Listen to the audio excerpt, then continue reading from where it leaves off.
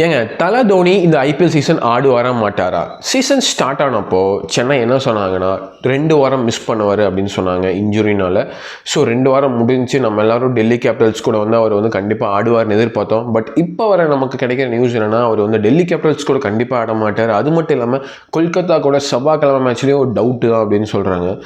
தோனி இப்படியெல்லாம் மிஸ் பண்ணுறாங்களே இல்லைங்க. நம்மளும் இவ்வளோ வருஷமாக கிரிக்கெட் பார்க்குறோம். அவர் வந்து இன்ஜுரினால் வந்து ஒரு மேட்ச் 2 மேட்ச் மிஸ் பண்ணியிருப்பார். எனக்கு 2019 ஒரு மேட்ச் மிஸ் பண்ண ஞாபகம் இருக்குது. அதை தவிர வந்து அவர் வந்து இன்ஜுரினாலலாம் வந்து இவ்வளோ மேட்ச் மிஸ் பண்ணவே மாட்டார். இவங்க வந்து சாம்சனுக்கு அவ்வளோ பிளான் பண்ணி ஜடேஜா சாம்கரனுக்கு கொடுத்தப்பே எல்லாத்துக்கும் ஒரு சின்ன டவுட் இருந்துச்சு. மேபி வந்து இவங்க வந்து தோனியை இம்பாக்டில் யூஸ் பண்ணுவாங்களா, இல்லை வந்து தோனியை வந்து ரொம்ப கம்மியான மேட்ச் தான் ஆட வைப்பாங்களா அப்படின்னு.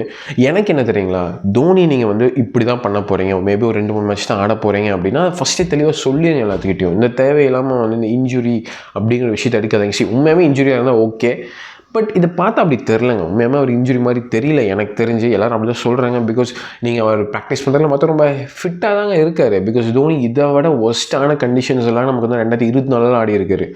அவருக்கு முடியாதப்போ நீ இன்ஜுரி வச்சு 24 ரொம்பவே கஷ்டப்பட்டு ஆடி இருக்காரு. அப்போ வந்து சென்னை மேனேஜ்மெண்ட் ஸ்டீஃபன் பிள்ளைங்களாம் என்ன சொன்னார்னா, டெவான் கான்வே வந்து அந்த சீசன் ஃபிட்டாக இருந்திருந்தாருன்னா தோனி நாங்கள் 2 மேட்ச் ரெஸ்ட் பண்ணியிருப்போம் அப்படின்ட்டு இருக்காங்க.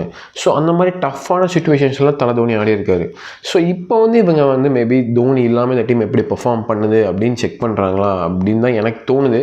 நீங்கள் என்ன நினைக்கிறீங்க அப்படிங்களா? காமெண்ட்ஸ் சொல்லுங்கள். நீங்களே நம்ம தலை தோனி ஃபேனாக இருந்து எப்படா தலை தோனி உள்ளே இறங்குவார்னு வெயிட் பண்ணிட்டு இருந்தீங்கன்னா மறக்காமல் ஒரு காமெண்ட் அண்ட் சப்ஸ்கிரைபை போட்டு விடுங்க.